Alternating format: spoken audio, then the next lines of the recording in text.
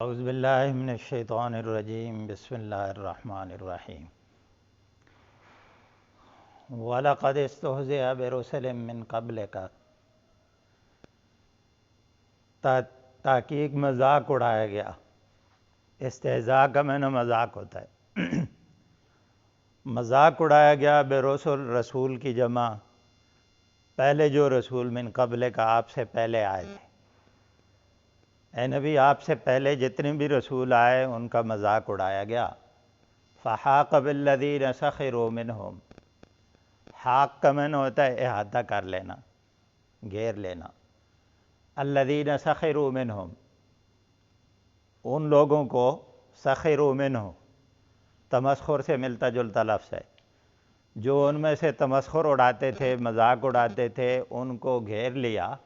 مَا كَانُوا بِهِ يَسْتَهْزِئُونَ، اس عذاب نے جس کا وہ مذاق اڑاتے تھے۔ پچھلے درس میں آپ نے سنا تھا کہ نبی علیہ الصلوۃ والسلام سے مطالبہ کرتے تھے کہ آپ وہ عذاب جس کی آپ ہمیں دھمکی دیتے ہیں، روز ہمیں ڈراتے ہیں، وہ عذاب لے آئیں۔ نبی علیہ الصلوۃ والسلام کو دیکھتے تھے، آپ کا مذاق اڑاتے تھے اور کہتے تھے اَهَٰذَا الَّذِي يَذْكُرُ آلِهَتَكُمْ، کہ یہ وہ شخص ہیں جو ہمارے خداؤں کے بارے میں، ہماری ان مورتیوں کے بارے میں ان کا تذکرہ کرتے ہیں، ان کی مذمت بیان کرتے ہیں۔ تو اس ساری چیزوں کا جو جواب اللہ نے اپنے نبی کو دیا، ان کو تو دیا، پچھلی آیتوں میں آپ نے سنا، نبی کو تسلی دی جا رہی کہ اے نبی، آپ پہلی شخصیت نہیں ہے کہ آپ کا مذاق اڑائے گا، آپ پہلے نبی نہیں ہیں کہ آپ کی بات کا تمسخر یہ اڑاتے ہیں یا آپ کی باتوں کا انکار کرتے ہیں، آپ کو ماننے کے لیے تیار نہیں ہیں۔ ہم اس بات کے گواہ ہیں کہ آپ ان سے محبت کرتے ہیں، ہاں، آپ ان کی خیر خواہی چاہتے ہیں، آپ ان کو بھلائی کی طرف لانا چاہتے ہیں، لیکن یہ بے وقوف ہیں، یہ آپ کا مذاق اڑاتے ہیں، اور آپ پہلے رسول نہیں، آپ سے پہلے جتنے رسول آئے تھے، جو بھی اس راستے پہ چلتا ہے اس کا یہی حشر ہوتا ہے۔ اور صرف رسولوں کے ساتھ نہیں، آج بھی دنیا کے اندر یہی ہوتا ہے۔ علماء حق کی مخالفت ہوتی ہے، ہوتی رہی ہے، ہوتی رہے گی قیامت کے دن۔ خیر اور شر کی دو قوتیں یہ آپس میں ٹکراتی رہیں گی۔ باطل اور اہل حق، یہ ہمیشہ سے دستور آیا ہے، چلا آ رہا ہے، اور یہ قیامت تک ایسا ہوتا رہے گا۔ نبی علیہ الصلوۃ والسلام کو تسلی دی جا رہی ہے کہ آپ پریشان نہ ہوں، آپ اپنے مشن کو جاری رکھیں۔ آپ جس کام پہ لگے ہوئے ہیں وہ بہت عظیم کام ہے کہ آپ مخلوق کو اس کے رب کے ساتھ جوڑتے ہیں، آپ ان کی خیرخواہی اور بھلائی کرتے ہیں، آپ یہ کام کرتے رہیں، لوگوں کو اللہ کی توحید بتاتے ہیں، لوگوں کو رحمان کے بارے میں بتاتے ہیں، رحمان کی عظمت اور اس کی شان اور اس کی کبریائی کے بارے میں لوگوں کو آگاہ کرتے ہیں۔ یہ بہت عظیم مشن ہے، اور آپ اس مشن کو جاری رکھیں، اس تمسخر کی طرف، لوگوں کی مخالفتوں کی طرف، اس کی طرف توجہ نہ دیں، دھیان نہ دیں، آپ کی صلاحیتیں ادھر لگیں گی، آپ پریشان ہوں گے۔ پھر اللہ نے دوسرے لوگوں کو، جو مخالفین تھے، جو تمسخر اڑاتے تھے اور مذاق اڑاتے تھے، ان کے انجام کی طرف اشارہ کیا اور تاریخ سے حوالہ دیا کہ سابقہ قوموں کے حالات کو دیکھ لیں، سابقہ قوموں کے رویوں کو دیکھ لیں، تباہی اور بربادی کیسے آتی ہے۔ یہ لوگوں کے کردار پہ ڈیپینڈ کرتا ہے کہ ان کا رویہ کیا تھا، رسولوں کے ساتھ ان کا رویہ کیا تھا، حق کے ساتھ ان کا رویہ کیا تھا، توحید کے حوالے سے ان کا نظریہ کیا تھا، اخلاقیات، معاملات ان کے کیسے تھے، ایمان کی دولت ان کے پاس تھی یا نہیں، نبیوں کا بات کو سیریس نہیں لیا، نظر انداز کرتے رہے۔ تو اللہ رب العزت نے فرمایا جس قوم نے بھی عذاب کا مذاق اڑایا، اپنے نبی کا، وقت کے نبی کا مذاق اڑایا، ان لوگوں کو اس عذاب نے گھیر لیا بالآخر۔ تو یہ مجھے اور آپ کو پیغام دیا جا رہا ہے کہ اللہ کی حکمت ہوتی ہے، اللہ معاملات میں تاخیر کرتے ہیں، اللہ مہلت دیتے ہیں، اللہ وقت دیتے ہیں سنبھلنے کا کہ لوگ اصلاح کر لیں، لوگ توبہ کر لیں، لیکن یہ اندھیر نگری نہیں ہے۔ جب مسلسل انسان حد کو جب کراس کر جاتا ہے، مسلسل نافرمانی کرتا ہے، تو پھر اللہ کا قانون حرکت میں آتا ہے، پھر اللہ کا عذاب آتا ہے، اور پھر ان لوگوں کو جو ان میں سے یہ عادت کرتے ہیں، نبیوں کا مذاق اڑاتے ہیں، اللہ کی کتاب کا مذاق اڑاتے ہیں، پھر ایسے لوگوں کا اللہ کا عذاب گھیر لیتا ہے۔ آگے اللہ رب العزت فرماتے ہیں قُلْ مَن يَكْلَؤُكُم بِاللَّيْلِ وَالنَّهَارِ مِنَ الرَّحْمَٰنِ، کہہ دیجئے اے نبی صلی اللہ علیہ وسلم، میں یکلؤکم، کون تمہاری حفاظت کرتا ہے، باللیل والنہار، رات اور دن میں، دن اور رات تمہاری کون حفاظت کرتا ہے، من الرحمن، رحمان سے۔ ایک مفہوم تو اس کا یہ ہے کہ اگر اللہ تعالیٰ یہ فیصلہ کر لے، رات کے وقت کوئی عذاب کا فیصلہ کر لے یا دن کے وقت فیصلہ کر لے، اللہ رب العزت نے فرمایا ہے کہ قرآن میں کہ اگر رات کے وقت وہ سوئے ہوئے ہوں اور اللہ کا عذاب آ جائے، کون ہے جو ان کو بچا لے گا؟ یا وہ چاشت کے وقت دن کی روشنی میں ان کے اوپر عذاب آ جائے تو کون ہے جو انہیں اللہ کے عذاب سے بچا لے گا؟ آمنتم من فی السماء ان یخسف بکم الارض فاذا ہی تمور۔ اللہ رب العزت نے فرمایا کیا وہ آسمانوں والے رب سے مطمئن ہیں، امن میں ہیں؟ اتنی جرت ہے ان کے اندر، اتنی طاقت ہے، ان کے وسائل اتنے ہیں کہ وہ اللہ کے عذاب سے اپنے آپ کو بچا لیں گے اگر اللہ نے فیصلہ کر لیا ان کو زمین میں دھنسا دینے کا۔ یہ اللہ نے سابقہ قوموں کے ساتھ ایسے کیا ہے، تو اللہ رب العزت فرماتے ہیں کہ کون ہے جو رحمان سے ان کو بچا لے گا؟ وہ عذاب کسی وقت بھی آ سکتا ہے، رات کے وقت بھی آ سکتا ہے، دن کے وقت بھی آ سکتا ہے۔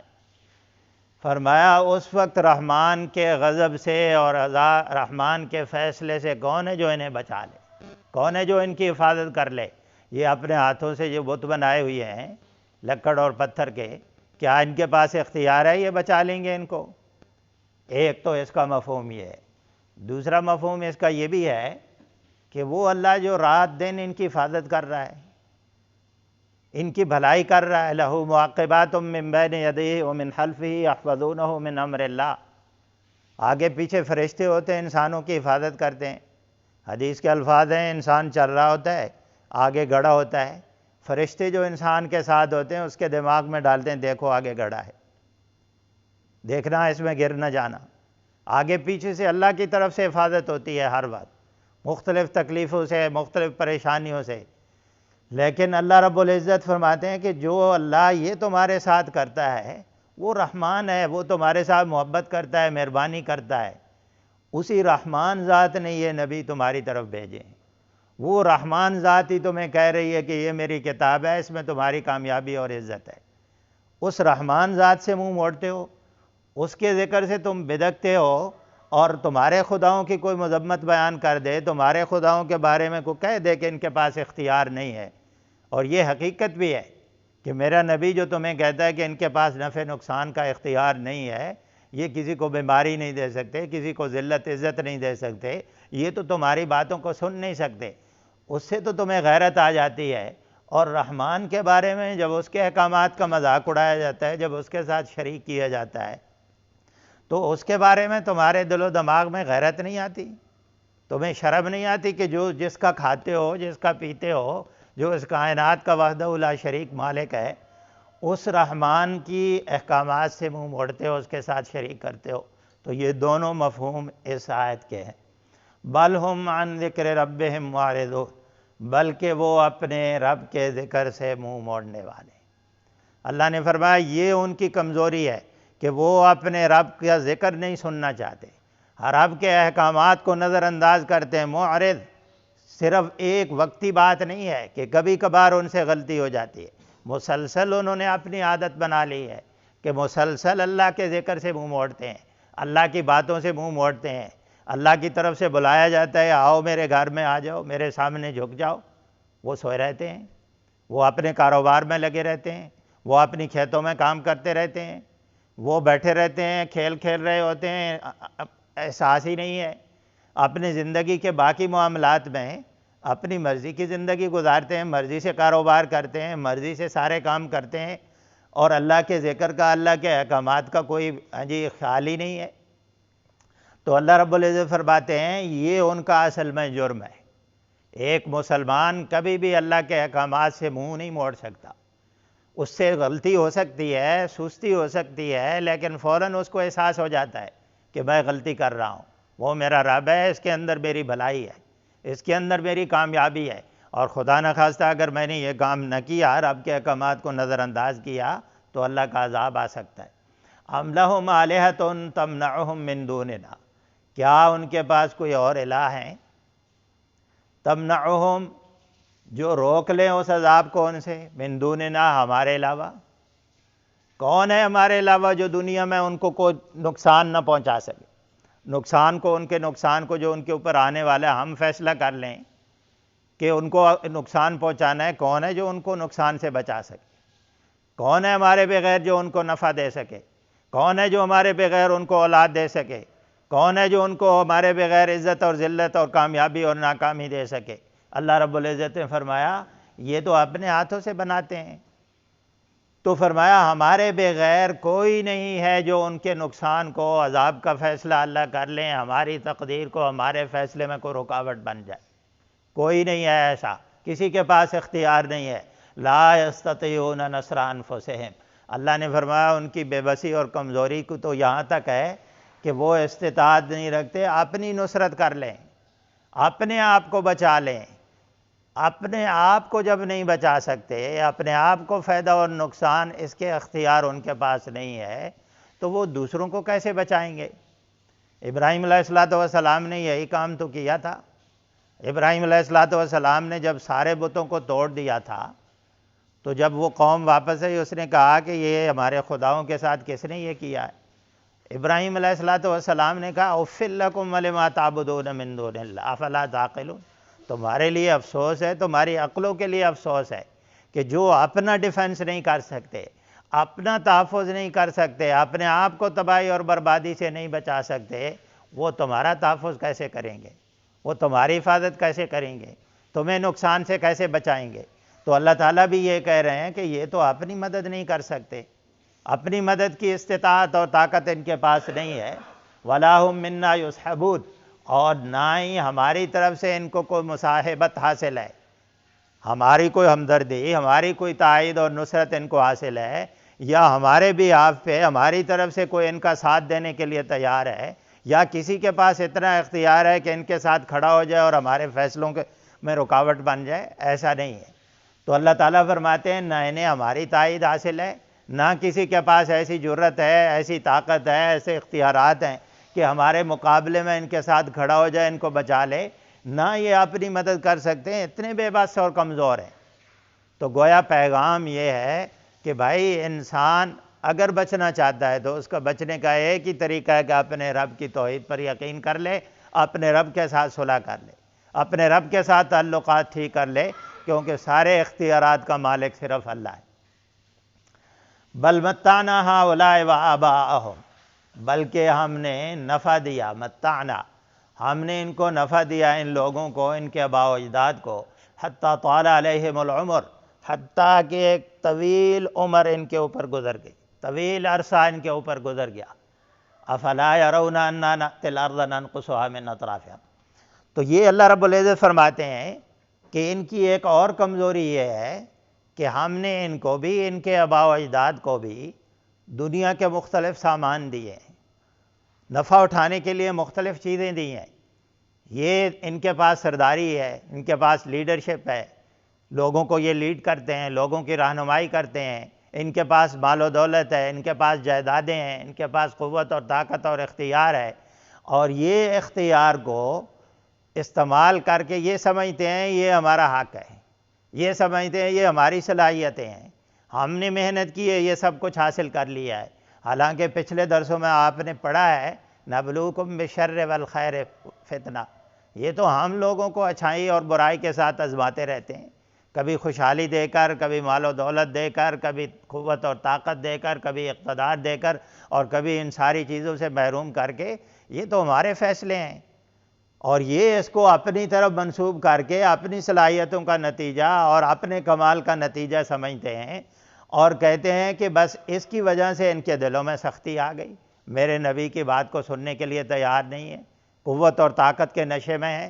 تو اللہ رب العزت فرماتے ہیں اصل میں وجہ یہ ہے، اللہ رب العزت نے ایک دلیل دی ہے، افلا یرون انا نأتی الارض ننقصها من اطرافها، کیا وہ دیکھتے نہیں ہیں، انا نأتی الارض ننقصها من اطرافها، کہ بے شک ہم زمین کو لا رہے ہیں، اس کی کمی کر رہے ہیں اس کے اطراف سے۔ یہ مکہ کی جو سرزمین ہے، اس مکے کی سرزمین کو چاروں اطراف سے ان کے لیے گھیرا تنگ کر رہے ہیں، ان کی قوت اور طاقت کا سورج غروب ہونا شروع ہو گیا ہے۔ کیا یہ دیکھتے نہیں ہیں کہ میرے نبی کے ساتھ تو چند لوگ بھی نہیں تھے، یہ تو میرے نبی کا تذکرہ ہی نہیں کرتے تھے، وہ کہتے ان کے ساتھ کون ہے، یہ چند غلام ہیں، ان کے ساتھ بیٹھتے رہتے ہیں۔ ہمارے پاس قوت ہے، ہمارے پاس طاقت ہے، دنیا کی سارے انٹرنیشنل لیول پہ لوگ ہماری سپورٹ کرتے ہیں، ان کی ہمدردی ہمارے ساتھ ہے، ان کا تو کوئی تذکرہ نہیں ہے۔ یہ کیسر و کسریٰ اس وقت سپر پاور تھیں، جب انہیں بتایا جاتا تھا کہ عرب کی سرزمین میں ایک نبی آئے ہیں تو وہ ان کے بارے میں کوئی کبھی تذکرہ ہی نہیں کرتے تھے۔ وہ کہتے تھے ان کے پاس تو نہ کوئی وسائل ہیں، نہ ان کے پاس کوئی اسلحہ ہے، نہ کوئی ان کی بات سننے کے لیے تیار ہے۔ لیکن ایک وقت آیا، چونکہ اس دعوت کے اندر اٹریکشن تھی، اس دعوت کے اندر خیر اور بھلائی تھی، لوگوں کے لیے اپیلنگ تھی، لوگ توجہ سے سنتے تھے نبی علیہ الصلوۃ والسلام کی بات، اور آہستہ آہستہ لوگ اس دعوت کی طرف آ رہے تھے، اس خیر اور بھلائی کی دعوت کی طرف، اس توحید کی طرف جو توحید نبی علیہ الصلوۃ والسلام لوگوں کو بتاتے تھے۔ آہستہ آہستہ یہ دعوت پھیلتی چلی جا رہی تھی، عربوں کے ہاتھ سے عربوں کا کنٹرول، مکے کی سرزمین وہ ان کے ہاتھوں سے نکل رہی تھی۔ تو اللہ رب العزت فرماتے ہیں کہ یہ زمین، مکے کی زمین تمہارے ہاتھوں سے نکل رہی ہے، تم دیکھ رہے ہو کہ میرے نبی کی دعوت پھیل رہی ہے، میرے نبی کے ماننے والے پھیل رہے ہیں، میرے نبی کے ماننے والے قربانی دینے کے لیے تیار ہیں، اور تم ان کا مقابلہ نہیں کر سکتے۔ پھر آپ نے نبی علیہ الصلوۃ والسلام جب مدینہ کے اندر تشریف لے گئے، وہاں لوگ آئے، وہاں سے آئے، نبی علیہ الصلوۃ والسلام کے ہاتھ پر بیعت کی، وہاں لوگ مسلمان ہونا شروع ہو گئے۔ پھر آہستہ آہستہ جنگ بدر ان کے سامنے آئی۔ تو یہ ساری علامات تھیں، اگر وہ عقل اور بصیرت کا استعمال کرتے کہ میرا نبی تو آہستہ آہستہ اس کی دعوت پھیل رہی ہے اور ان کا گھیرا تنگ ہو رہا ہے، اس سے فائدہ اٹھا لیتے، اپنی اصلاح کر لیتے، لیکن اس سے انہوں نے اصلاح نہیں کی۔ اللہ فرماتے ہیں افہم الغالبون، کیا ان کے پاس ایسے وسائل ہیں کہ یہ غالب آ جائیں گے؟ کیا ان کے پاس ایسے وسائل ہیں کہ میرے نبی کی دعوت کو روک لیں گے؟ کیا ان کے پاس ایسی طاقت اور قوت ہے کہ ہم جب عذاب کا فیصلہ کر لیں اور یہ ہمارے عذاب کو روک لیں، ہمارے فیصلے میں، ہمارے تقدیر میں وہ رکاوٹ بن جائیں؟ کیا ممکن ہے یہ؟ تو اللہ رب العزت نے یہ سوال کر کے چھوڑ دیا، جواب نہیں دیا۔ ظاہر ہے اس کا جواب یہی تھا، یہ حقیقت تھی، اس کو نظر انداز نہیں کیا جا سکتا کہ ان کے پاس یہ طاقت نہیں تھی۔ تو اللہ رب العزت نے فرمایا بھائی عقل مندی یہی ہے کہ میرے نبی کے ساتھ وابستہ ہو جائیں، اپنا مستقبل بنا لیں، اپنی دنیا کو بھی سنوار لیں، آخرت کو بھی سنوار لیں، میری کتاب کے ساتھ وابستہ ہو جائیں، یہی تمہاری عزت اور کامیابی کا ذریعہ ہے۔ اور آج مجھے اور آپ کو ان آیتوں کو سامنے رکھیں تو مجھے اور آپ کو بھی یہ پیغام ہے کہ بھائی ہماری زمین، ہمارے پاؤں سے بھی زمین نکل رہی ہے، ہمارے مخالفین، ہمارے دشمن ہمارے گرد گھیرا تنگ کر رہے ہیں، ہمارے پاس وسائل کی کمی نہیں ہے، مسلمانوں کی تعداد میں کمی نہیں ہے، اس کے باوجود مسلمان کمزور ہیں۔ وجہ کیا ہے؟ اللہ کے ذکر کو ہم نے نظر انداز کر دی۔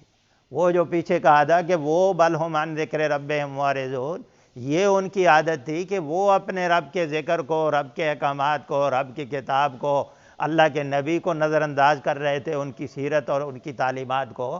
یہی رویہ ہم نے اختیار کیا ہوا ہے، اسی وجہ سے ہمارا گھیرا بھی تنگ ہو رہا ہے، اسی وجہ سے ہم بھی کمزور ہیں۔ اللہ رب العزت یہ کہتے ہیں کہ اگر آپ طاقت حاصل کرنا چاہتے ہیں، اگر آپ چاہتے ہیں کہ اللہ آپ کی حفاظت کرے، تو اس کا طریقہ یہ ہے کہ اللہ کے احکامات سے منہ نہ موڑیں، اپنی انفرادی اور اجتماعی زندگی میں اللہ کے ساتھ اپنے معاملات ٹھیک کر لیں، اللہ کے احکامات کے اوپر عمل کریں۔